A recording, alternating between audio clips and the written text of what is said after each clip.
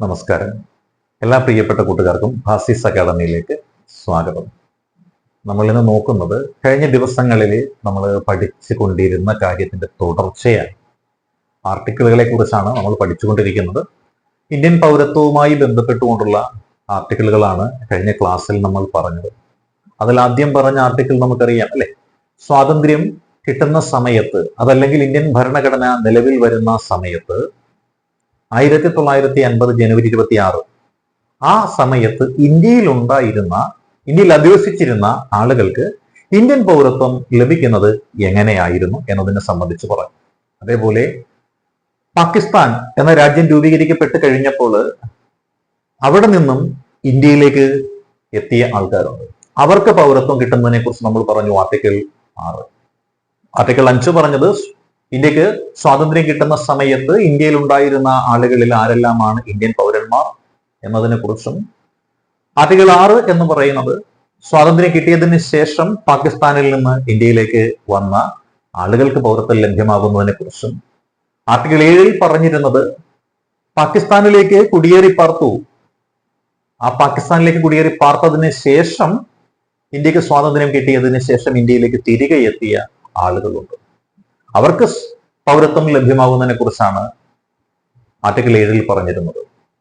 Article 8 പറഞ്ഞിരുന്നത് തൊഴിൽപരമായ പല പല ആവശ്യങ്ങൾക്ക് വേണ്ടി തലമുറകൾക്ക് മുൻപേ വിവിധ രാജ്യങ്ങളിലേക്ക് കുടിയേറി പാർത്ത ആളുകൾ, അവരുടെ സന്തതി പരമ്പരകൾ, അവരാണ് ഇന്ത്യൻ വംശജർ എന്ന പേരിൽ അറിയപ്പെടുന്നത്. ഈ ഇന്ത്യൻ വംശജർക്ക് ഇന്ത്യൻ പൗരത്വം ലഭ്യമാക്കുന്നതിനെ കുറിച്ച് പ്രതിപാദിക്കുന്ന ആർട്ടിക്കിളാണ് ആർട്ടിക്കിൾ 8 എന്ന് പറഞ്ഞിരുന്നത്.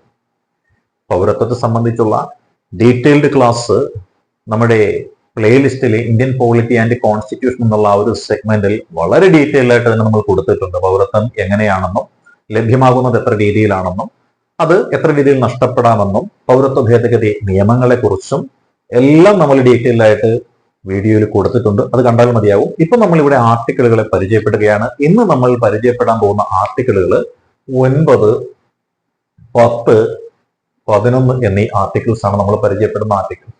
അപ്പൊ ഈ ആർട്ടിക്കിളുകൾ എന്തിനെ പറ്റിയാണ് പ്രതിപാദിക്കുന്നത് നമുക്ക് നോക്കാം.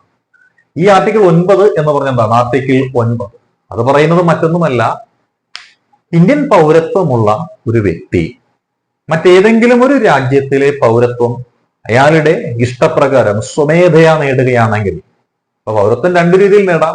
ഓണററി സിറ്റിസൺഷിപ്പ് കൊടുക്കാം, ആ വ്യക്തിയോടുള്ള ബഹുമാനം മുൻനിർത്തിക്കൊണ്ട്, അദ്ദേഹത്തിനോടുള്ള ആദരവ് കൊണ്ട് ഏതെങ്കിലും ഒരു രാഷ്ട്രത്തിന് വേണമെങ്കിൽ അയാൾക്കൊരു പൗരത്വം കൊടുക്കാം. അതിനെയാണ് നമ്മൾ ഓണററി സിറ്റിസൺഷിപ്പ് എന്ന് പറയുന്നത്.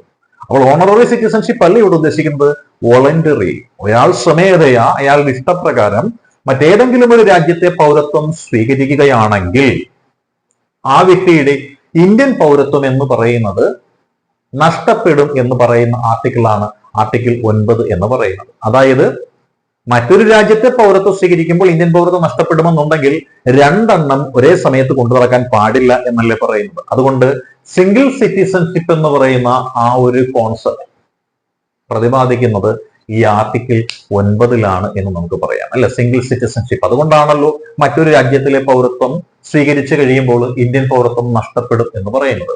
അപ്പോൾ മറ്റൊരു രാജ്യത്തെ പൗരത്വം സ്വീകരിച്ച ഒരു വ്യക്തിയുടെ ഇന്ത്യൻ പൗരത്വം നഷ്ടപ്പെടുന്നതിനെ കുറിച്ച് പ്രതിപാദിക്കുന്ന ആർട്ടിക്കിളാണ് ആർട്ടിക്കിൾ 9 എന്ന് പറയുന്നത്. ഓക്കെ, ഇനി നമുക്ക് ആർട്ടിക്കിൾ 10 എന്താണ് എന്ന് നമുക്ക് നോക്കാം അല്ലെ. ആർട്ടിക്കിൾ 10 പറയുന്നത് മറ്റൊന്നുമല്ല. എന്താണ് ആർട്ടിക്കിൾ 10 പ്രതിപാദിക്കുന്നത്? ആർട്ടിക്കിൾ 10 പ്രതിപാദിക്കുന്നത് ഒരു വ്യക്തിക്ക് ഇന്ത്യൻ പൗരത്വം എത്ര കാലം വരെ ലഭിക്കാം എന്നാ പറയുന്നത്. കാലം എന്നുള്ളത് ഇവിടെ ഒരു കണക്ക് പുസ്തകത്തിന്റെ പേരിൽ രേഖപ്പെടുന്നല്ല. അതായത് ഈ പൗരത്വം നൽകുന്നതിനെ കുറിച്ചുള്ള എല്ലാ കാര്യങ്ങളും നിക്ഷിപ്തമായിരിക്കുന്നത് നമ്മുടെ പാർലമെന്റിലാണ്, ഇന്ത്യൻ പാർലമെന്റിലാണ്. അപ്പോൾ പാർലമെന്റിൽ നിക്ഷിപ്തമായിരിക്കുന്നതാണ് ഒരു വ്യക്തിയുടെ പൗരത്വത്തെ സംബന്ധിച്ചുള്ള കാര്യങ്ങൾ എന്ന് പറയുന്നത്. അപ്പോൾ ആ ഒരു വ്യക്തിക്ക് എത്രത്തോളം കാലം ഇന്ത്യൻ പൗരത്വം ലഭിക്കാം എന്നതിനെ പറ്റി അന്തിമ തീരുമാനമെടുക്കുന്നത് നമ്മുടെ പാർലമെന്റ് ആയതുകൊണ്ട് ആ പാർലമെന്റിന്റെ അധികാരത്തെ പറ്റി ഇവിടെ പറയുന്നത് പാർലമെന്റ് നിശ്ചയിക്കുന്ന കാലം വരെ ഒരു വ്യക്തിക്ക് ഇന്ത്യൻ പൗരനായി തുടരുവാൻ സാധിക്കും എന്ന് പ്രതിപാദിക്കുന്ന ആർട്ടിക്കിളാണ് ആർട്ടിക്കിൾ 10 എന്ന് പറയുന്നത് അല്ല. ഒരു വ്യക്തിക്ക് എത്ര കാലം ഇവിടെ സിറ്റിസൺ ആയിട്ട് നിൽക്കാൻ സാധിക്കും എന്നാണ് പറയുന്നത്. ഇനി ആർട്ടിക്കിൾ 11 ഉണ്ട്. എന്താണ് ആർട്ടിക്കിൾ 11 പ്രതിപാദിക്കണമെന്ന് അറിയണം. ഇത് പാർലമെന്റിന്റെ പവറാണ് അല്ലെ, പാർലമെന്റിന്റെ അധികാരത്തെ കുറിച്ചാണ് സൂചിപ്പിക്കുന്നത്. എന്തധികാരമാണ്? ഒരു വ്യക്തിക്ക് പൗരത്വം നൽകുന്നതിനെ കുറിച്ച് അല്ലെ, അക്വിസിഷൻ ഓഫ് സിറ്റിസൺഷിപ്പ് നൽകുന്നതിനെ കുറിച്ച്, അതേപോലെ തന്നെ എന്തായിരിക്കാം, ടെർമിനേഷനെ കുറിച്ച്. അപ്പോൾ പൗരത്വം നൽകുക, അതേപോലെ തന്നെ പൗരത്വം എന്നത് ടെർമിനേറ്റ് ചെയ്യുക എന്ന് പറയുന്നത് ആരുടെ കടമയാണ്? പാർലമെന്റിന്റെ കടമയാണ് എന്ന് പ്രതിപാദിക്കുന്ന ആർട്ടിക്കിളാണ് ആർട്ടിക്കിൾ 11 എന്ന് പറയുന്നത്. അപ്പൊ നമ്മൾ കഴിഞ്ഞ ക്ലാസ്സിൽ ഈ പൗരത്വവുമായി ബന്ധപ്പെട്ടുകൊണ്ടുള്ള 5, 6, 7, 8 എന്നീ ആർട്ടിക്കിളുകൾ വിസ്തരിച്ച് പഠിച്ചിരുന്നു. ഇപ്പോൾ നമ്മൾ ആർട്ടിക്കിൾ 9, 10, 11 എന്നീ ആർട്ടിക്കിളുകളും വിസ്തരിച്ച് പഠിച്ചിട്ടുണ്ട്.